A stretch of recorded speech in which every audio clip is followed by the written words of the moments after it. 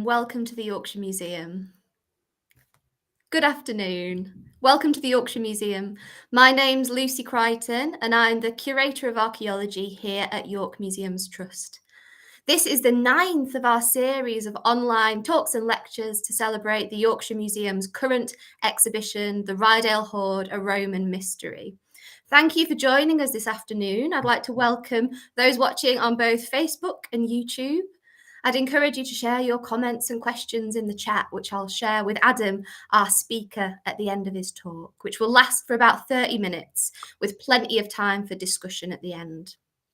Hopefully you'll be able to see and hear us clearly throughout the talk, but don't worry if you encounter any technical issues, as Adam has kindly agreed to allow us to record this talk and make it available on YouTube afterwards. So without further ado, I'd like to welcome our speaker, Dr. Adam Parker. Adam is a researcher on Roman material culture with a specialism in the materiality of ancient magic. He's a PhD graduate from the Open University with a doctorate in that very subject. He has numerous publications on Roman finds and is the author of the excellent popular book, The Archaeology of Roman York, which I expect many of our viewers would be very interested in.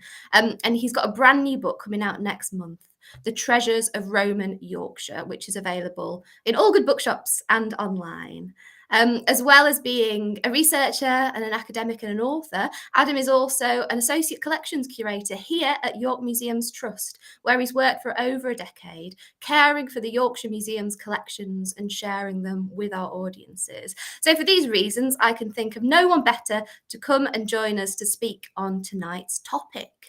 Adam has a fantastically titled talk entitled Toil and Trouble, Magic, Roman Britain and the Ryedale Hoard. He's going to be exploring the intriguing question, was the hoard buried as part of a magical ritual? So without further ado, I'm going to hand over to Adam Parker for tonight's talk. Thank you, Adam. Thank you share your presentation. Right. Sharing. Are we in the right place? That looks fantastic. Thank you. Excellent. Well, thank you for the introduction. Hello and good afternoon, everybody. Thanks for coming along to the talk. So as Lucy says, this is part of a series of talks which support the Ryedale Hoard exhibition at the Yorkshire Museum. We will talk about the objects in just a moment, but do note that this exhibition has been extended, so it will all remain on display until Easter 2024 now. This is the 5th of 6 sort of lectures in the series of talks, so we have Informal Curators talks between all these, and these have ran alongside each other. All of this content will be available at the link at the bottom of that page. So if you want to catch up on any of these, please do follow that link afterwards. I do name check some of the talks in it as I'm going to go through. So if you want to check up on what I'm talking about, please do go find them. And this will be available at that link afterwards. So I'm wearing 2 hats today while I'm presenting to you. One is as part of the curatorial team at the Yorkshire Museum, where I've worked for many years now. Another is a recent PhD graduate at the Open University. The title of my thesis, as introduced, is The Materiality of Magical Practices in Roman Britain. Mostly I won't actually be talking about this thesis, but the approach that I use within it, it does inform what I'm going to discuss in the next 30 minutes or so. Wearing these 2 hats does mean that I'm in something of a privileged position amongst the lecturers in the series, in that I've had the opportunity to handle the objects and have spent a lot of time with them. So I'd just like to acknowledge that special privilege within it. Given the several talks already on the subject, I hope that this group of objects is now at least a little bit familiar, but just in case it isn't, the Ryedale Hoard is a group of 4 copper alloy objects found together by 2 metal detectorists in a field in the Ryedale district of North Yorkshire in May 2020. It was recorded with the Portal Antiquity Scheme, and it contains a scepter bust depicting an emperor, a horse and rider figure, the front end of a horse, and a Plumb Bob. As the group of objects comprised only non-precious metals, it did not qualify as treasure under the terms of the Treasure Act 1996. It was sold at private auction, but the Yorkshire Museum was fortunate enough to be able to purchase it after the fact with financial support from a private donor, Richard Bellison, and the Art Fund. It went on display in the Central Hall of the Yorkshire Museum in April 2022, where it currently remains. Just to give you a very broad sense of where it actually comes from, here's a map of the region with some very inaccurate arrows showing York at the bottom, where it is in the Yorkshire Museum, and the general area of the find spot of the hoard on the arrow at the top in the North York Moors.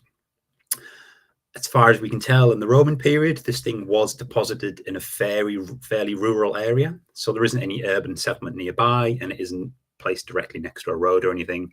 So we think of it as a sort of rural or agricultural place where it's actually went into the ground. It's quite a different landscape setting from something that would have been found in York, for example. So the title of this talk is about magic. What's magic got to do with any of this? Well, that's where we are going to go. It was Dr. John Pearce who was the first to suggest in print, I think, that this group probably represents the result of a ritual act. A ritual is a process. It's a doing thing. It's something that has been done for a specific supernatural reason. That reason might be religious or magical or something else. I'm going to introduce you through this talk why I think it's probably magical and explore the many different magical and material links within this assemblage. As I've gone and done it, though, I've mentioned magic and religion. I'm going to very quickly have to talk about semantics. Scholars involved in the study of magic very quickly come up against something of a brick wall because we really cannot, as a group of researchers, actually agree on what we mean by the words religion and magic and ritual as well. There are different views to take on what these things actually mean for Roman archaeology and how the two terms and thus the two phenomena were related to each other. The quote here by E.J. Graham exemplifies this problem. We have to identify what we mean by these terms before we can meaningfully talk about the words in question. I find that the two of them seem to circle each other quite a lot, and I want to avoid us all getting sucked down into this whirlpool, not the clever visual to aid this understanding of my problem. If you're interested in different definitions of magic, then I have been collecting them for a few years now, and the link to the blog at the bottom of the page there does include at least 20 different definitions that I've gathered of what magic is from different perspectives, most of which don't necessarily correlate with each other. So there are many different ways of approaching this subject. For the purposes of this talk, by magic, I'm going to mean the method of bringing about supernatural changes in the world using specific and technical ritual means. We're not going to live and die by that definition, but just to frame everything that I'm talking about. Note the two images. Magic here is not the one on the left, the chap pulling a rabbit from a hat. This is conjuring and not to be confused with magic. What we are talking about is much more like Hubble Bubble, Toil and Trouble. The image on the right with these witches surrounding a cauldron is actually not a terrible way of thinking about how ancient magic works. It incorporates people using arcane knowledge, speech acts, hand gestures, specific materials together in a ritual. So they've got the spell book, there's the big spoon, the thing, and they're all together doing it in a specific place at a specific time for a specific reason. This sounds a little bit like ancient magic to me. Before I come back to what the Ryedale Hoard is, the links to the Ryedale Hoard and magic, we're going to take a very quick jaunt into what magic in Roman Britain sort of looked like, so to help sort of situate this understanding of magic in a broader context. So what does magic look like in Roman Britain? Well, it takes many forms, as you can imagine. It includes a great many amulets, in particular, powerful objects which were designed to protect people or spaces against the effects of malignant forces. Through my PhD, I catalogued over 2,000 individual amulets from Roman Britain. So there's lots of them around to be found. Only a few of these are actually included here, but these are some of the most commonly found or some of the most interesting from Roman Britain. Undoubtedly, the most common amulet was the phallus. I recorded over 450 of these from Britain, lucky me. This is number 1 and 2 on the slides. These worked by being a mildly shocking thing, which aimed to capture the gaze of the evil eye. The eye, the evil eye, is the Roman embodiment of bad luck. inauspicious circumstances, and it got blamed for a lot of the malignant things that didn't have any other clear rational explanation.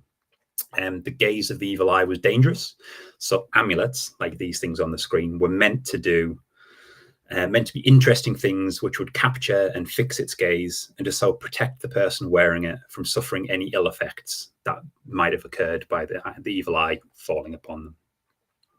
So phalli were most often found on pendants, but we also find them on fingerings, earrings, figurines, and carvings built into various buildings.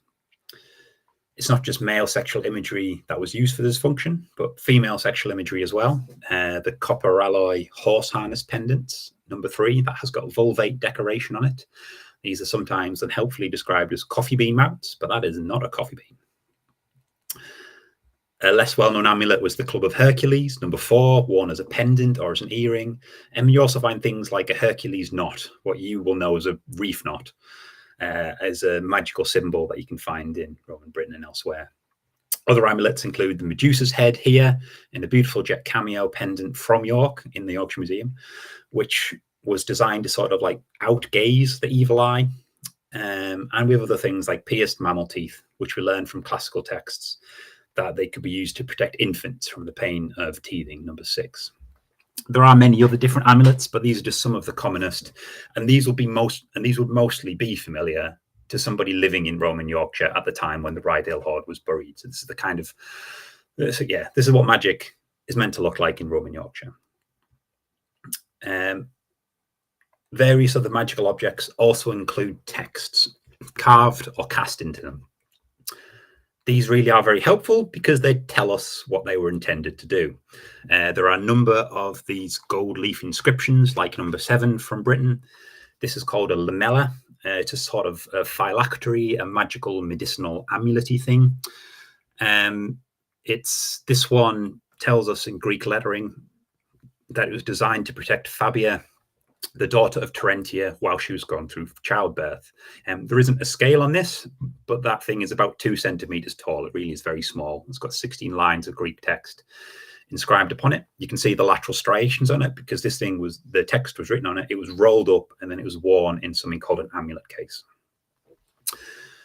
The gold ring, number 8, is inscribed in Greek. It's a fairly poor image, for which I apologize, but there is Greek on the central band in the open work around the middle.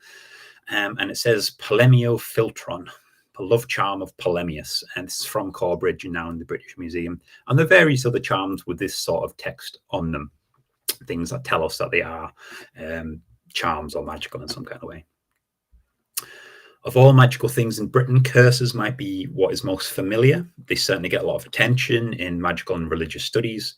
These are number 9 and 10. They are leaden sheets with text written upon them, which call upon a chthonic, sort of dark underworld power. In Britain, this is usually the god Mercury or Solus Minerva at the temple at Bath, in Bath, to use their sort of a dark aspect of these gods to cause physical trauma to the perpetrators of crimes against the user. So in Britain, this is almost always the victim of a theft. And so if somebody has something stolen from them, they write a curse against the individual. We learn about thefts of money, farm animals, and clothing being stolen, and the thief then gets cursed as a result. In some cases, the curse can be lifted if the stolen goods were returned, but often they meant to basically hurt, maim, or damage the thief in some way. There are over 200 curses known from Britain, and nearly all of them are from 2 sites, Bath and Ely in Gloucestershire, showing that there's a tradition of going to a specific place to do that sort of magic in Britain, which isn't necessarily true of all the other stuff, which you can use pretty much anywhere else. So this is just some of the material culture of magic. There were, of course, a whole set of practices which remain ephemeral in the archaeological record. Objects made out of organic materials in particular. There's lots of written evidence for plant leaves to have magical formulae written on them, for example. And there's also things like physical gestures and speech acts. The thumb beneath the forefinger is the ancient manus fica, the fig sign, which is a crude gesture which seemed to have been used to ward off evil. It's also still a rather rude gesture in some Mediterranean countries, so don't go around fig signing without good reason if you happen to be on holiday, or in fact watching from there. The acts of tying or untying knots in clothing could be magical.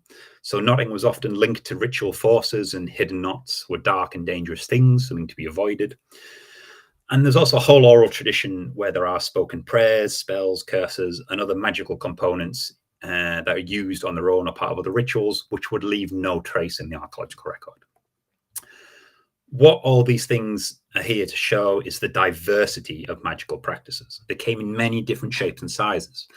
And if there's something that I want you to take away from this, it's that these things are all individually unique.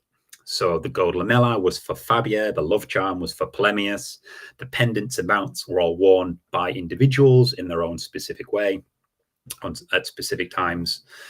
There is a great evidence for individual creativity in magical practices, because whilst these all belong to sort of traditions of what magic looked like in the Roman world, all of the responses to these traditions are bespoke to individuals. They're actively crafted and changed by those doing the magic. And this creativity is something which I think is important. Now, I'm just going to have a quick drink, 2 seconds. What we find in the archaeological record is the end result of the magical ritual that brought some of these things into being. It's not always the case, but sometimes that's true. There was a process in creating some amulets, charms, and curses, which could involve a lot of other ingredients. We know about these because there is a series of spell books which survive from Roman Egypt, referred to as the Greek magical papyri. On papyrus sheets are a number of different, basically, instruction manuals telling you how to do specific magical rituals. The one on the screen is an example. It is from Egypt and is now on display in the Louvre. There is an excellent series of translations of these texts. So a couple of quick examples of the sort of stuff that you find upon them. So both of these transcriptions are from the 7th papyrus. The first is a simple spell for victory at the races. Write on the wide part of it, the horse's hoof, by inscribing these characters with a bronze stylus, and then write, give me success, charm, reputation, glory in the stadium. So you need to get access to the horse that you're betting on or that you're actually racing on, scratch the arcane symbols, which are the 2 on the screen, which are written in the papyrus, into it while saying this specific spell. Get the thing, put these things on it, say these words. Roman magic in a nutshell. The second example is a spell to gain new friends. To gain friendship, favor, success, take a strip of tin and engrave on it in a bronze stylus and make sure you are pure while carrying it. And then they draw what you have to inscribe on the strip of tin in the picture underneath it. The components of this spell in particular, incredibly similar to the tradition of using gold lamellae and lead curse tablets that I've already mentioned. There may or may not have been something similar to the magical papyri circulating in Roman Britain. I mean, not as a physical thing, but some of that knowledge might exist. And we can be certain that the knowledge of how to do certain rituals was percolating through society. The objects noted so far are the end result of a ritual process. They've been created and then they've been used and then ended up in the ground as part of it. So when we think about the Ryedale Hoard, this is something to bear in mind. So moving on to the meat part of this talk. For the following few slides, I'm going to take some time to think about the individual components of the Ryedale Hoard and their links to other magical practices. Let's start very quickly then with the material of the whole collection. It's copper alloy rather than bronze, because we haven't checked the specific alloy ratios, but the dark green metals that you see here, beautiful though they are corroded versions of the original material. Copper alloy is bright, it's brassy, shiny, smooth, reflective metal. Think of the picture of the pipes on the right and then try and look at these objects, imagine those sort of colors. And they're also weighty things, hard wearing and pretty durable as a material. The 4 individual parts of this hoard are also all incomplete. So the scepter head is not attached to its scepter. The horse and rider figure is missing its spear and shield, possibly its base. The horse key is missing its iron bit with the key on it. And the plumb bob is missing its string or chain or some way of attaching it to anything. Some of these components may have been present when it's deposited and since lost just through the archaeological process, but that's not necessarily true. It is likely that they were still shiny coppery coloured when they went into the ground. But on balance, I think they were probably all either already broken or at end of one part of their working lives when they did end up in the Hoard together. The Septahead, depicting Marcus Aurelius, is the most evocative image in this group. It's a human head in the shape of a known person, little inset image of the emperor in a marble bust there, so you can kind of compare the two. When it was originally used, this thing was attached to a presumably wooden scepter handle. Maybe it was decorated with leather, textile, other embellishments. It is effectively a heavy head on the top of a stick, but it could have been wielded in one hand or two, but it is something that's meant to be carried. It depicts the emperor, who was by this point in Roman history, so this is the kind of the early to mid 2nd century, personified as a god. The Imperial Cult is the Roman imperial religion centered around the emperor. As a very quick aside, so here is an altar with a dedication on it. This comes from Bordeaux in France, and it's dedicated by a chap called Marcus Aurelius Lunaris, the Servier Augustalis. And the bit in bold on the translation, Via Aug, that's the abbreviation of that part in the 3rd line of the inscription. This tells us that he is the priest of the imperial cult, Servier Augustalis, that's what that means. It also says that he does this job for the colonies of both York and Lindum, called Ebor et Lind. So he had a mixed parish between 2 big cities in the region. It's interesting that he dedicated this to a goddess called Tutela Budiga, noticeably not to the emperor under whose employ he was, in thanks for a successful sea journey. But he is exactly the sort of person who would have had a scepter like this one in the Ryedale Hoard, and given its split role, it might tell us that it's something that was designed to be carried, designed to be moved around, that might have had a fair amount of mileage attached to it as well. There is an idea in the use or reuse of religious icons by Phil Kernan that these religious icons, idols, contain latent power. So it was a sacred object that was used in religious ceremonies, and so they couldn't just be melted down or thrown away. That power sometimes needed to be respected. And so the deposition of statues and figurines like this, in a way, could be a way of redirecting latent religious power that exists within it, using it for a different purpose. There are ritual pits called Favisci, where sacred objects, like the bones of sacrifices, for example, may be carefully deposited. So this sort of thing was going on all around the Roman Empire anyway. If the power latent in the image of a god, presumably after the emperor died, was being repurposed, then this is an interesting idea. It very much blurs the line of religion and magic, but ultimately that comes down to the intention of the ritual. In this interpretation, it might work a little bit like a battery that's kind of full of supernatural energy, which, when added to the ritual, powers it. The horse and rider figure probably depicts Mars, but we should be mindful that, as Anthony Lee said in the previous Ryedale talk, that these military rider figurines might not always have been interpreted as Mars by the people who use them. Now, in Roman religion, you generally don't gain the favor of the gods by habitually burying pictures of them. That's not really part of the process.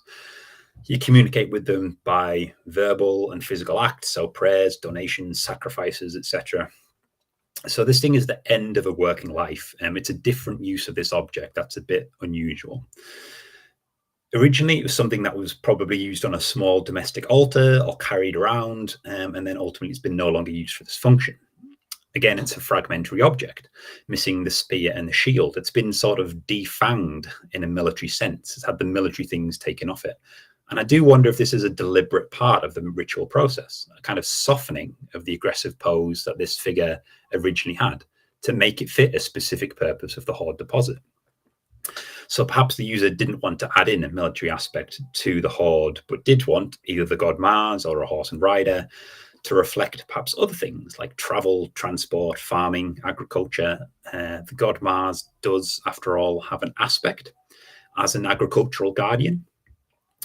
The loss of the weapons might also reflect a physical loss of property, personal belongings. That's something that was important to the individual.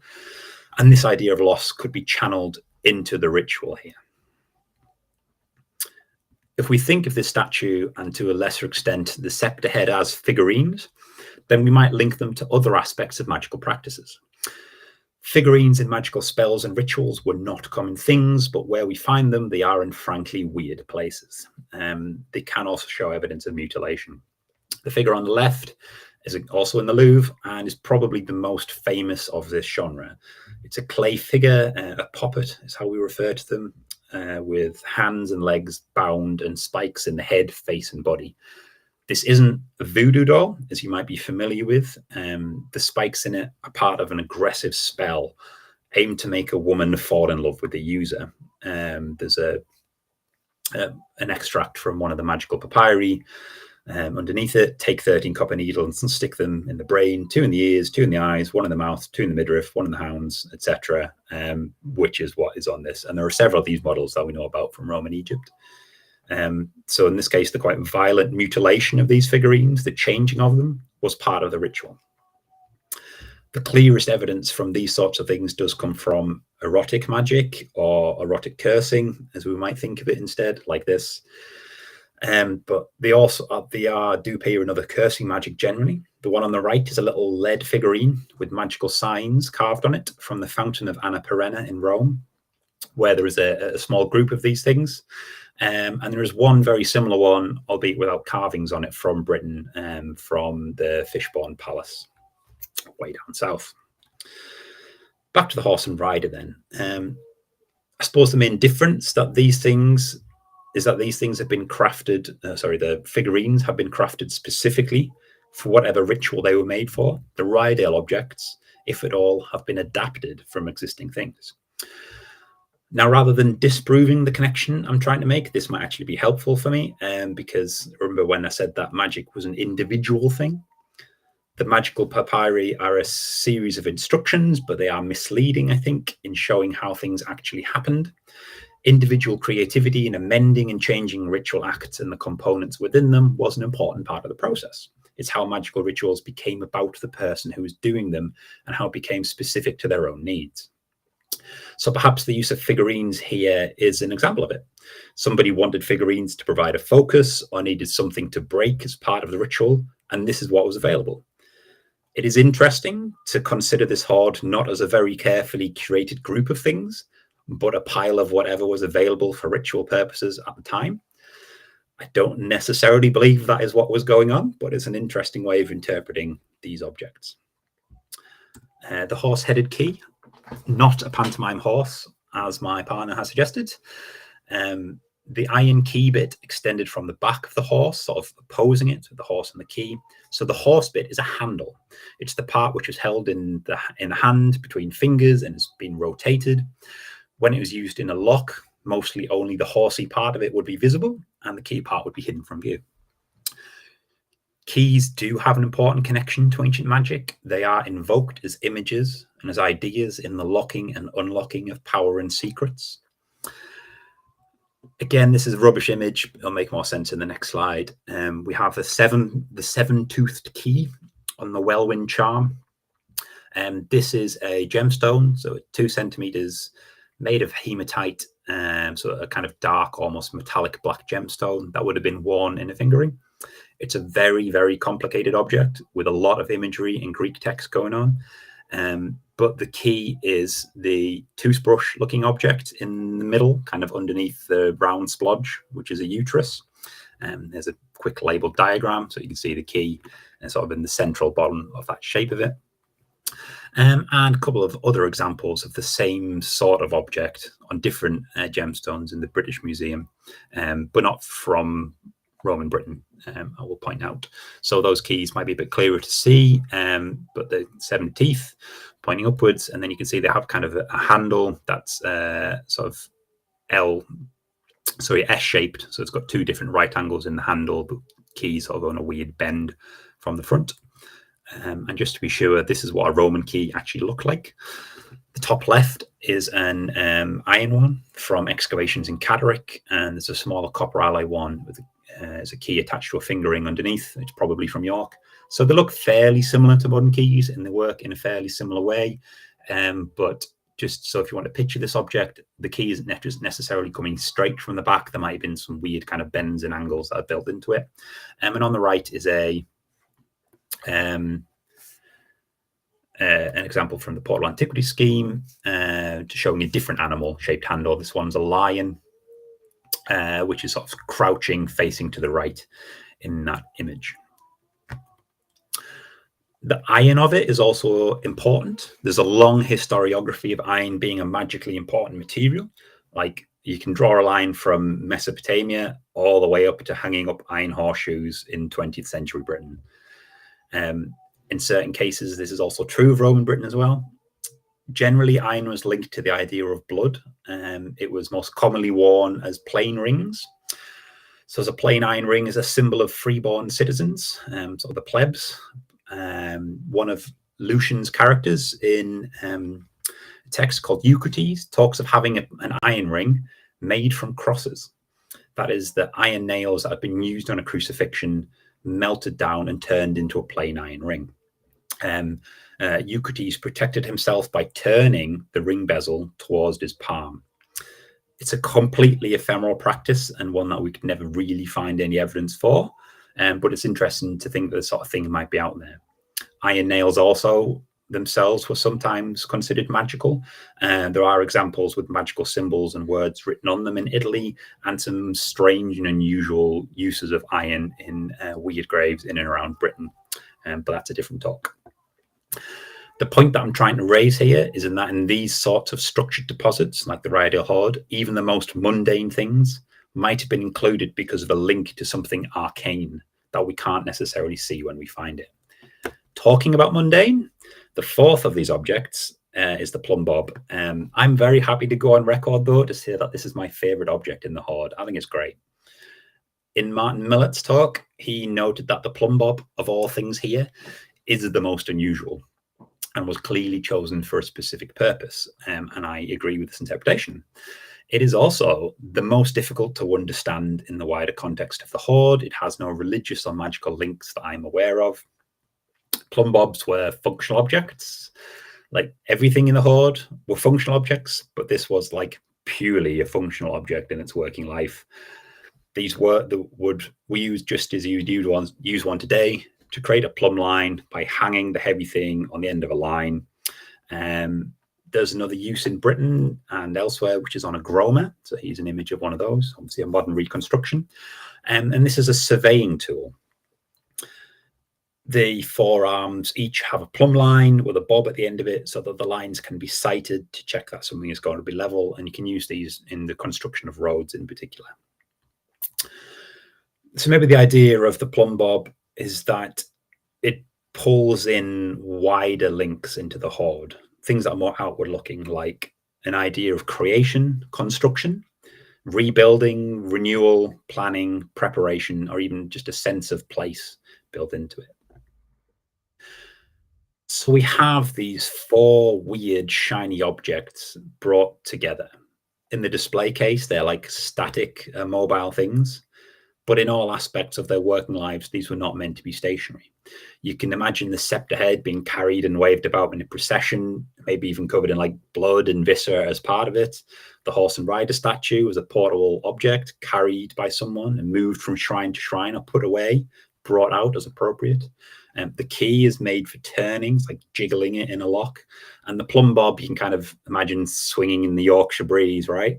When it was being used, maybe in connection with others on a groma. The point here is that the biography of these objects is of living, functional things which had a working life before, and then all of this is fundamentally changed when they're brought together in this deposit as a group in Ryedale. So where does all this get us? Old objects, some filled with latent religious power, specifically hidden away, and some of these can be linked to an object used in kind of building and rebuilding construction. I think there's probably an idea running through here of like magical locking and unlocking creation, a building of sealing and binding as well. That we have powerful objects which had to be reused to be bound together into a place so they didn't cause any trouble. John Pierce made a short comment of linking this ritual act to the landscape And I think this is a very astute observation. Agricultural and landscape ritual acts are an example of ancient magic where there is very little trace that survives through the archaeological record. We do find out about them, and they all and landscapes and agriculture seems to be deeply connected to magic. So the 12 tables, which are the oldest Roman laws from way back in the Republican period, they do include a law which makes it illegal to use malignant magic to mess about with somebody else's crops. So that's very early on. And even much later, in the 4th century AD, a Constantinian law by the Emperor Constantine is issued against the use of certain magics. So the law's against magic, but it explicitly exempts using amulets that are intended to protect crops from bad weather, because these things were important for kind of the functioning of society. There's an understanding that agriculture and landscape was something to be looked after, so you can't use magic for bad reasons on it. Other agricultural magic that we learn about include an exorcism written on papyrus and stuck to a rock to force rodents from the field it was placed in. And there's also a specific type of amulet, which is on the screen, aimed at farm workers, agricultural landscape workers. These are gemstones, also in hematite, which depict a man bent over a field of wheat with a scythe. It's intended as a cure for sciatica and back pain, resulting from manual labor in the fields. Magical deposits in certain places were important in Roman Britain. So we find phallic carvings on walls by gateways, doors, and windowsills. We still find them in situ, so in places. These sorts of things are liminal places which are supernaturally potent and dangerous. Kind of these are boundaries, places where the environment changes. Another such place is crossroads. There's a spell in the magical papyri which requires the user to recite arcane words while standing in a crossroads and then immediately get away from it to prevent the summoned forces there from acting against them. Other examples of this sort of thing in Roman Britain include the many deposits of animal bones, especially dogs, in and around buildings in Britain. So these are often foundation deposits. So we have animals that are placed, ritually placed in the ground, and then the structures are built on top of them.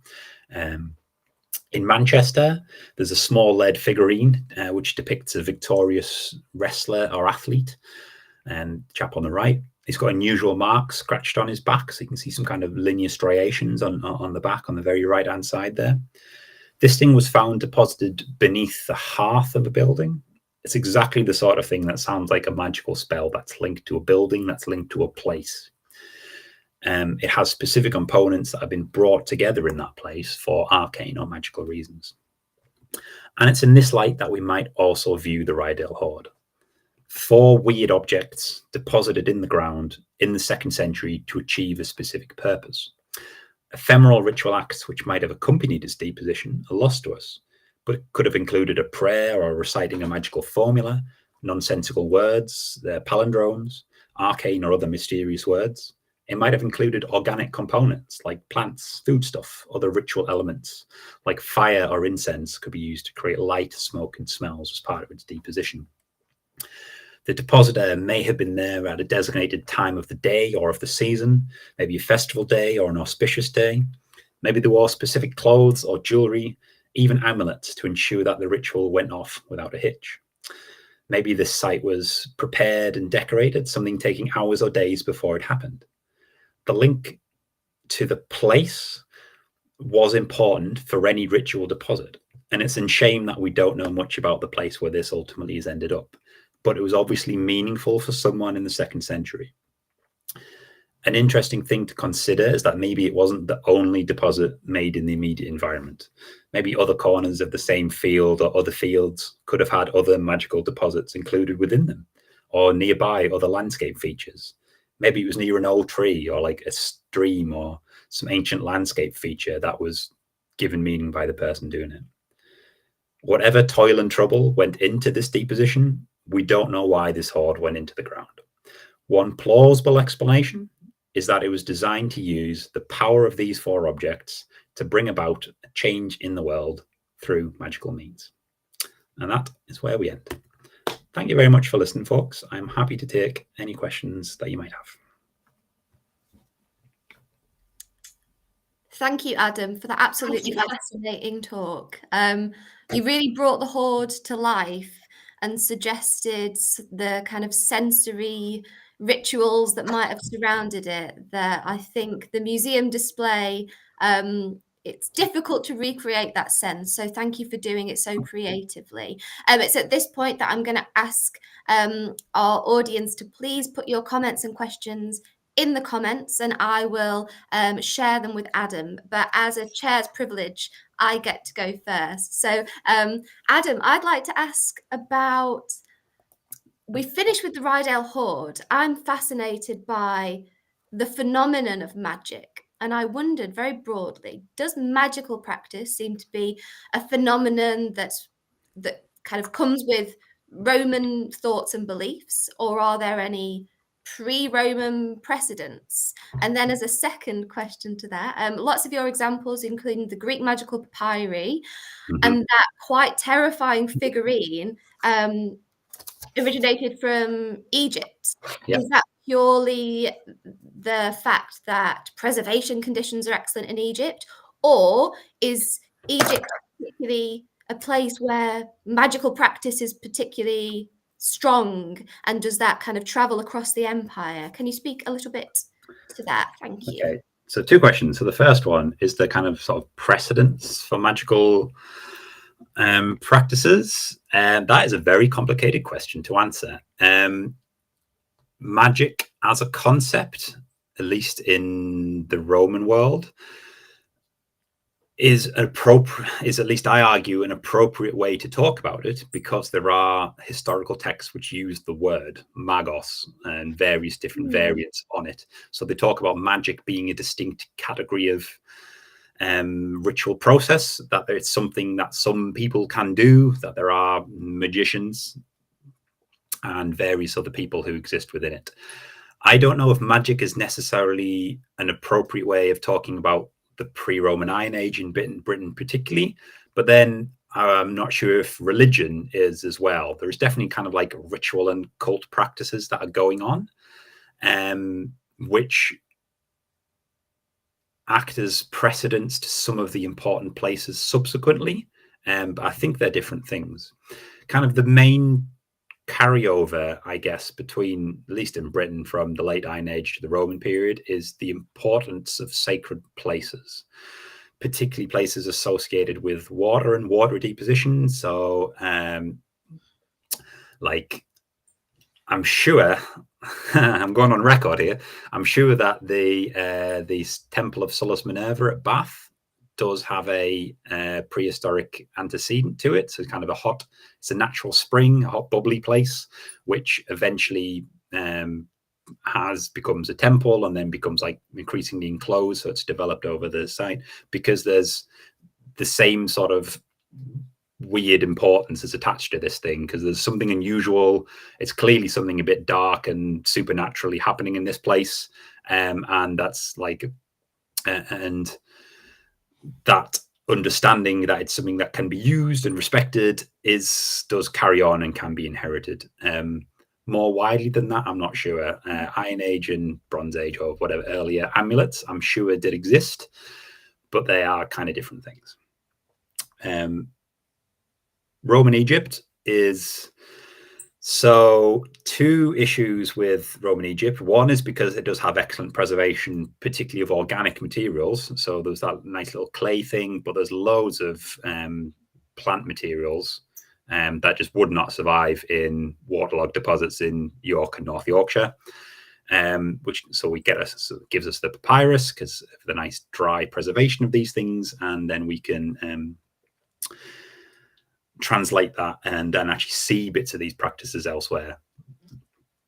Egypt is, I don't know if it probably is a particularly magical place.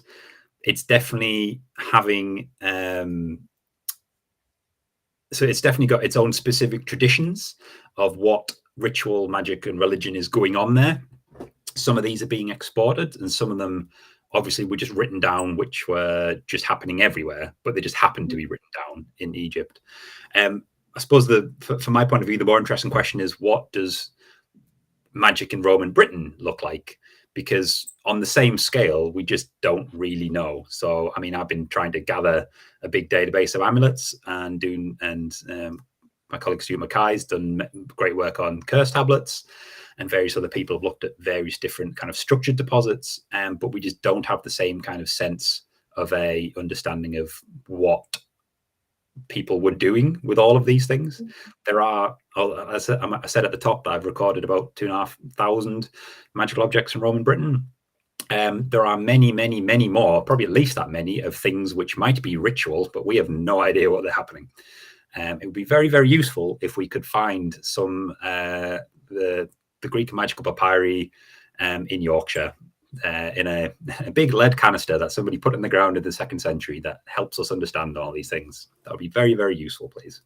Or maybe at least a few curse tablets somewhere. Thank you very much for thank you very much for a very thorough answer to quite a nasty question on my part. We've got a few questions here, and I'll start with a question from Andrew Woods. And he points out that 2, potentially 3 objects in the hoard are damaged or incomplete. And that's everything except the Plumb Bob, even though, as you said, that the Plumb Bob's still missing a bit, isn't it? The dangly bit. Do you think there's any magical significance in this? Yes. Forgive me if I wasn't elaborate on that, please. Yeah. Forgive me if I wasn't quite clear enough on this, but yeah, I do think there's definitely ritual significance and probably magical significance, because that's how I'm interpreting it, to these things, and that they were used in they had their lives beforehand. Either they were, and then there's kind of 2 ways of looking at it. Either they were broken in that life, and then these are just things that are available for the ritual process. Maybe they were powerful, maybe they weren't, and then they've ended up in it. Or they had this first life, and then they were broken as part of the ritual when they've gone into the ground. Maybe this thing is snapped off the scepter handle. Maybe the key is broken, or as it's gone into the ground to seal it, so no one else can open it. Like, I think there is potentially meaning in these things.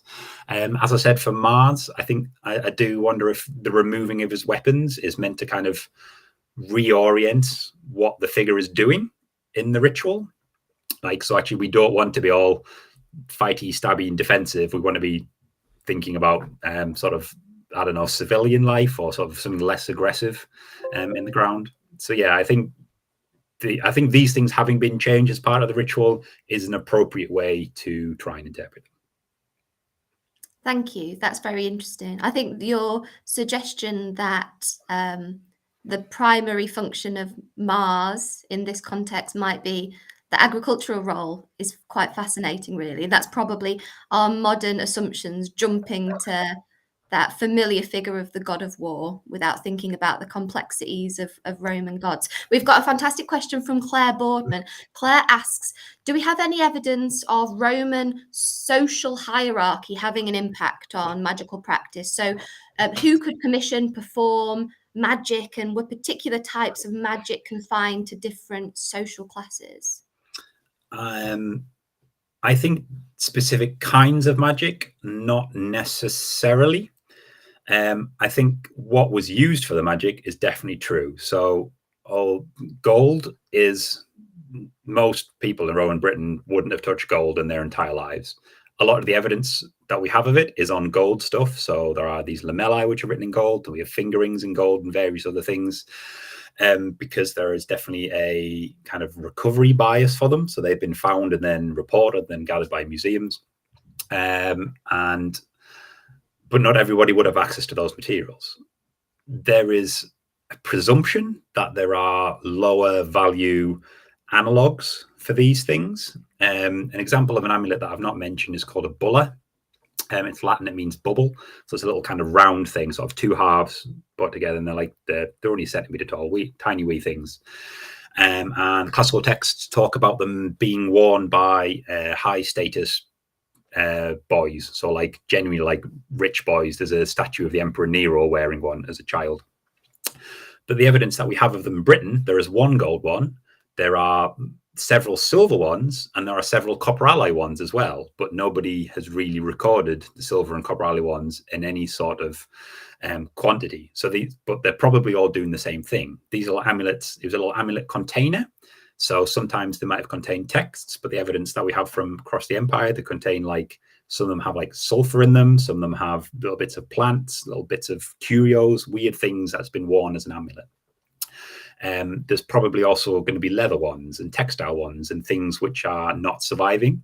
So the first part of my answer to this is that I think that there is magical available for everybody, but the materials that you can afford to use it is going to be depending basically on which part of the social hierarchy you exist within. Whether that meant the magic was more or less effective, I don't know. The latter part of that question is a lot of talk about magic, especially in the early imperial period under the Julio-Claudians, is that magic is a bad and scary thing because the emperors are terrified of magic being used, particularly to divine their future. So there are various bits in the writers Tacitus and Suetonius which talk about the emperors and particularly their high status sort of peers getting either thrown out of Italy because they've done bad magical things. One of the emperors, so the Emperor Tiberius's godson, Germanicus. Germanicus was allegedly killed, and when he was found, when this is reported, that there are curse tablets that were underneath his bed when he was found, and there's a chap called Libo Drusus who is charged with murder based on the evidence of this magic. So this is something that is being done by high status people to high status people, but we only hear about that because that's what the classical authors were interested in, kind of the gossip columns of the great and the good. I think everybody's probably doing it. That is what bits of the evidence would suggest, but what they are using would be different. Fantastic bit of Roman true crime there. Very interesting. We've had some lovely comments from the audience saying thank you for your presentation, that they really enjoyed it. I have one final question before we close, if that's all right. And it's just the idea of whether perhaps in Britain and in other parts of, across the empire, whether magical practice and tradition, even though each act seems to be quite individual and is done for very specific individual reasons, would magical practice have been passed down through oral tradition, do we think, rather than perhaps written? In Britain, I think this is probably true. There's definitely like an understanding that that some sorts of magic will happen in certain places. I mean, the cursed tablets is the good sort of evidence for this because there's more than 200 of them. There's way more than that, but nearly all of them are on these two sites: Bath in Bath, Somerset, and Ely in Gloucestershire. Because that's places where you go to do magic. It's probably not just the people who are living in those places who are cursing. There might be people traveling to those places. So there's like, there is the knowledge that exists that this sort of magic can be done in these sorts of places. Cursed tablets, again, because they've been so well studied and the sort of the texts on them have been really studied. There's evidence of the similar magical formulas being used on them. I think there is basically no evidence of more than one hand been ever used. So there's not somebody who's, at least in Britain, who's writing out blanks and then like you just fill in your name. So there's not like a specialist who's doing it, but there's definitely evidence of either specialists or enough knowledge within society that people know what to write on them. So there are certain formulas like whether man or woman, slave or free, boy or girl or whatever, whoever the thief is, go get them. And those appear so frequently that there's definitely some sort of organization with that. I suppose the flip side of individual creativity is that there are loads of things which we might never even think of as an amulet, which people did use as an amulet, and that is just going to be completely ephemeral in the archaeological record, because ultimately it's up to the individual whether they want to be like, oh, I went to the market and bought this new phallic figurine or whatever, or grandma told me that I should cut off some hair and tie it around my neck. It's going to be very difficult to access some of those things. So yes and no, I suppose, is the answer. Thank you. I think the window of magic kind of provides a real glimpse into the personal stories of people living in Yorkshire and beyond 2,000 years ago. So thank you for an absolutely fascinating talk, Adam. It's been greatly enjoyed by our audience who've given you lots of wonderful comments. So thank you very much. If you've enjoyed this talk, please do join us for our future talks. We have 2 talks left in this series. The first of those is on the 16th of February. Our curator, Emily North, will be talking about life in the Roman countryside. And on the 16th of March, Dr. John Pierce will be giving us a talk entitled Gods in Bronze, the Pantheon of Roman Britain and the Portable Antiquities Scheme. And as Adam mentioned in his talk, John Pierce was one of the first people to kind of study and come up with some interpretations around these very exciting objects. So do join us for that. You can watch all of our previous talks on our YouTube channel, and you can watch Adam's talk back on there as well. And do visit the exhibition and see the Ryedale Hoard in the flesh, so to speak, in the copper. The photographs really don't do it justice. It's a wonderful collection, and we're so happy that we've been able to put it on display at the Yorkshire Museum for you all to see. As Adam has said, we're very happy that that exhibition has been extended until spring of 2024. So you've got plenty of time to come and see it, and tickets are available on our website. Just search for the Yorkshire Museum. So I'm sure you'll all join me in thanking Adam once again for a brilliant talk, and thanks to you for joining us. Good evening.